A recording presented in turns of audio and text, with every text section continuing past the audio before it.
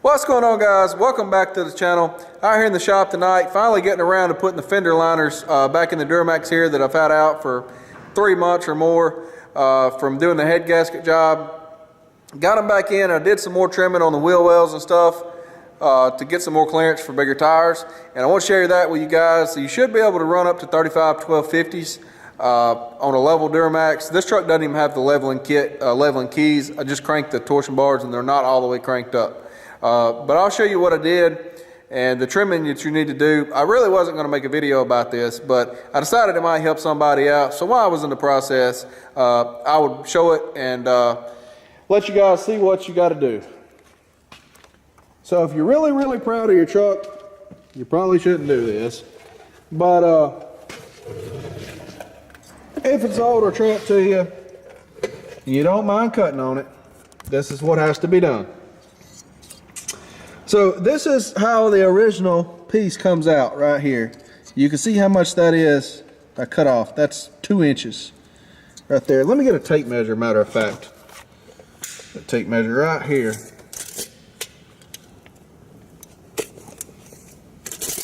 Camera's going to be a little bit shaky because I don't have enough hands. Okay, let's see here. You can see how big that piece is right there. I'll push it on up there to it. Okay, so that's about 2 inches right there, as you can see. That come out and I had to cut off. So what you have to do is you need a grinder with a turbo blade, like that right there. And that's what you do your cutting with. You come in from the bottom across here. This piece here, it was on there like that. You can see the cut mark.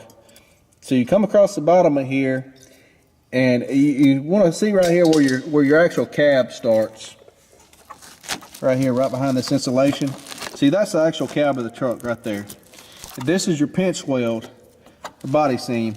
Come in here with your Matabo blade and make you a cut. I cut twice. Cut there and a cut here. And then I made a cut across the bottom. And I think I made some cuts in this way and up here at an angle. I had to cut it off in giblets right there, as you can see. Make several cuts, but I'm just trying to show you the basics of it. Anyway, once you get this whacked out of here, you need a 4-pound sledgehammer. Works pretty good.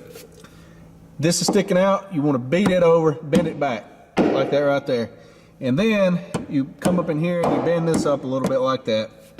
And get this to fold back. This was already broken where a tire had caught it before. I didn't cut that like that. You can see where it's broke out. But you will have to trim somewhat right here on this. And you can trim it out more if you want.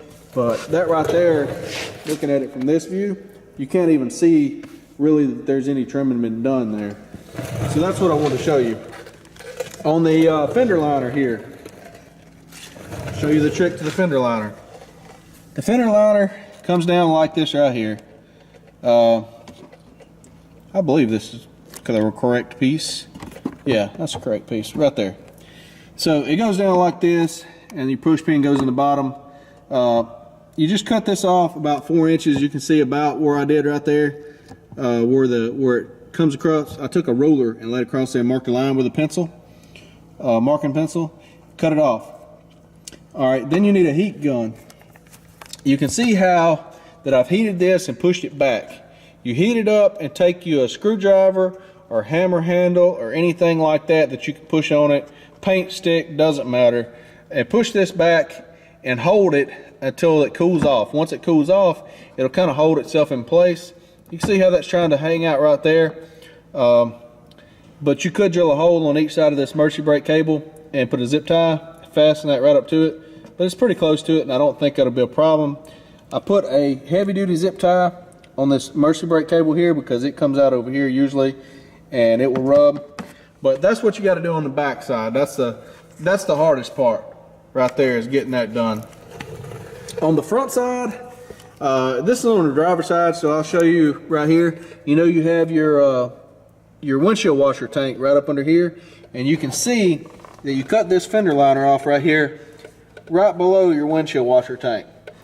So if you come up here, you can see it's just flush with the bottom of it right there. So you cut your fender liner off because it usually comes down to here. Show you the other piece of it here. Right there. That's how much you cut off. So you cut that off right there like that, flush with the bottom of your tank. Once you do that, this is going to be sticking in over here. You take your heat gun, heat it up, take your screwdriver or something, as I said on the other side, push this back and hold it. And that's the bottom of the tank right there. And you can see it's right up against the corner of it. That's as close as you'll ever get it, right there. So once you do that, you've got clearance there. Now on the bumper, you know these bumpers come almost straight down. They come down like this far. So I've probably cut 3 inches off of this bumper because the bumper came down right here. But you can look at the angle right there. I did some more cutting. I'd trimmed it a little bit in a previous video, but I did some more to open up some more clearance so that I could fit up to a 35 hopefully. And to be able to do that, you need a 0 offset wheel or a positive offset wheel, like a plus 14 or a plus 18 or 20 or somewhere in that range should all work. Now what we're going to do is we're going to put this tire here back on, and I'm going to show you this is only a 33. This is a 305 because I did not know that you could fit any bigger than that whenever I purchased the tire. So that's the reason I did not go any bigger. But as you can see right there, that measures 33 inches. That's a level sitting on top of the tire. As you can see, it's level. Most 35s measure 34.7 or 34.8, somewhere in there. So you're only talking about 13/16 of an inch on each side of the tire. So it's not 2 full inches. It's like 13/16 or 7/8. So if you have an inch of clearance, when I put this tire on there, a 35 will clear. So we're going to put this tire on here and let the truck down, and we're going to measure, and I'm going to show you that if I had a 35 that it would clear. All right guys, I'm going to use this level right here as a measurement device. You can see it's 1 inch wide right there. So I'm going to hold that between the tire and fender so you can tell how much clearance I have there, because all you need is 1 inch to be able to clear. So I haven't got the wheels turned all the way yet, but I just want to put this in here just to show that you can see right there how much extra clearance I've got. There's enough right there to clear. I'm just laying it on top of the tire. You can see. I'm gonna go ahead and cut the wheel all the way.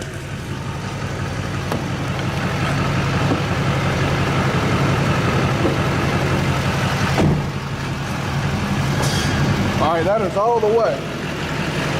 You'll see up in here, turn the light on. Let's see. You see how much clearance we got there with that 33?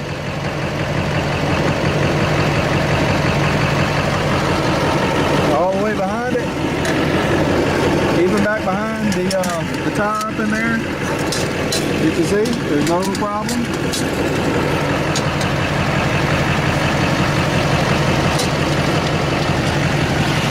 So I'm going to turn it back the other way, just kind of flush with the fender. Kind of right there, so you got to get a look at it that point of view right there. So you can see.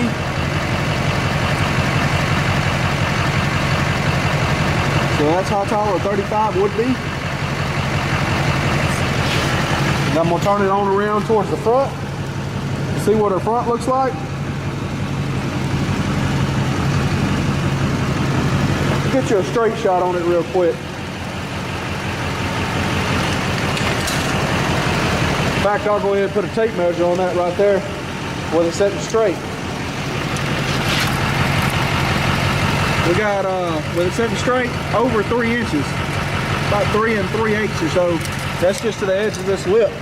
And that's just on this plastic. That plastic can be trimmed some more. And on the front, we got almost 4 inches. That could be trimmed more if it needed to be, but it doesn't. There's plenty of room there. So we'll go ahead and cut it there a little bit. You can see there is plenty of room right there. Still probably 2.5 inches. Cut it on in some more. We still got clearance right there. That would be getting close with a 35 at that point. You can see it would be kind of close, but it was still clear, and that could be trimmed some more. As you can see, there's plenty of room there to trim. Really, the only thing we have to worry about in the front is windshield washer tank there. We still have plenty of room there so far, and it's not cut all the way yet. We'll go ahead and cut it all the way. That's all the way. And we'll stick this up through here. Right there. And you can see we still have clearance.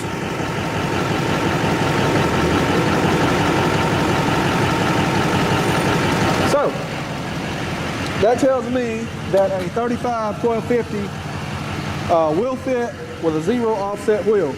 These are 20x9, 0 offsets. So if you go any more offset, like a negative offset, they're probably not going to clear. You're going to have issues here, because when you bring this wheel out, you're going to hit here and you're going to hit back here. Turn this wheel back one more time. So see, like right here, if you put a negative offset on this, you bring it out, you're going to be hitting out here. You'd have to cut way more of this off.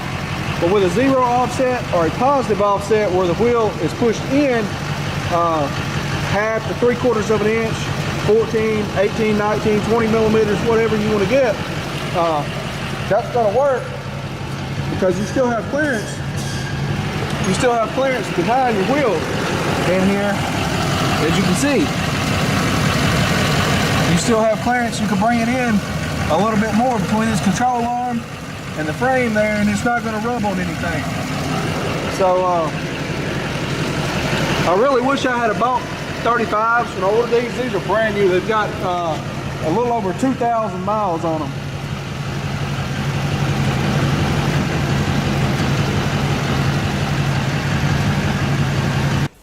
So anyway, I wish I had went ahead and bought the 35s, but from what I was reading, they would not fit and all this without a big lift and all that. And I'll show you up under the truck that it does not have anything. There's factory keys, as you can see. They got rust on them. That bolt there actually is all the way cranked. I forgot that I did tighten them up some more a while back. The other side is not, but I cranked this one all the way to, I did what I did to get the truck level. So they actually are turned all the way up with the factory keys. But you can see the angle right there on the axle. It's not horrible. It's not anything like what you'd get with a true leveling key, where you crank them on up some more. And there still is some down suspension travel. I don't know if you can see. Yeah, you can see the stop right here. You can put your fingers between it right there. So it still does have some down travel. It's not a lot, but it's not cranked to the max like with a aftermarket leveling key. I don't know why you would want to go any more than what I already have right there, to be honest with you. And I did put a 1-inch block in the back because I wanted the truck to have a rake to it. And it's got a 2-inch rake to it from the back to the front. Let me back up and show that here, if you can tell. I don't know if you can tell right there, but it's a 2-inch rake. That way when you haul something heavy, that your headlights are not pointed up in the air. I'll show you here. You got a 1-inch block in the back. So you could go with a 1-inch block in the back or 1.5-inch block in the back. You could put airbags in the back, or you could do nothing and it will still work. I want to show this just for comparison. My Dodge here does have 35s on it, but they are almost worn slick. But I do want to get a measurement on that just to show. These are 33 and about 9/16 from the floor to the top of the tire.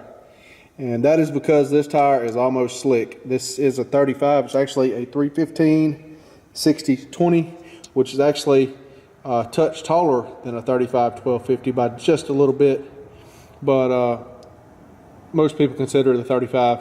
But these are, like I say, almost slick, so they were about 1 inch and 1/8 taller than this when they were new, something like that. But I want to show you that just for comparison. Short in the video, those are plus 14 offset wheels. All right guys, this is the passenger side over here. You can see how my cut's a little different here where it wasn't broke on this plastic piece here. But I did the cab right there the same, where I folded it in. It all looks the same, just like the other side. Fender liner's the same, whack straight across right there. Really did not have to do much to this one here. I heated just a little bit in this corner. This is the older Fender liner, the other one's a new Fender liner. Heated a little bit in this corner, stretched it just a touch. Had to do the same thing right here on the front, just a little bit, the way that is. You see where I cut this here, I did that. And it all fits fine as well. So I'm wishing I would have went ahead and got the 35s when I ordered these, but I didn't know that they would fit, so now I do. So hopefully this will help somebody out. I think it would have made a little bit better video if I would have filmed the actual cutting and the heating and bending and all this stuff, but I really was not planning on making a video about this until I got done. I was just hanging out here, had the radio going and just kind of piddling and stuff, and I got done and I thought, might help somebody that, you know, is in the same predicament I was, were to get 35s or 33s, because I wanted 35s because that's what my Dodge had on it. But from what I read, they won't fit. But turns out, looks like they do fit by my measurement. So I wish I had gone with that. And I did take one of these tires off and put on there, and it fits with no problem because they're only a 1/2 inch taller than the 33s, obviously, because they're worn down. I wish I had a 35 to stick on here to show you guys, but I don't have one. So that's the best I can do with, you know, measuring the level. It's 1 inch. You've seen it fit with plenty of clearance. So I don't think there will be any issue. I did find like 2 trucks at customoffsets.com and their gallery that said they had 35s on them. Didn't say if they were new 35s, worn down 35s, but I'm assuming that they were new and they went through the same modifications that I just did and trimmed the fenders down and made them work. So anyway, hope this helps somebody out if you're on the fence wondering what to do. Maybe this will show you how to get the 35s to fit, whatnot. Anyway, thanks for watching. Hope you enjoyed the video. We'll see you guys in the next one.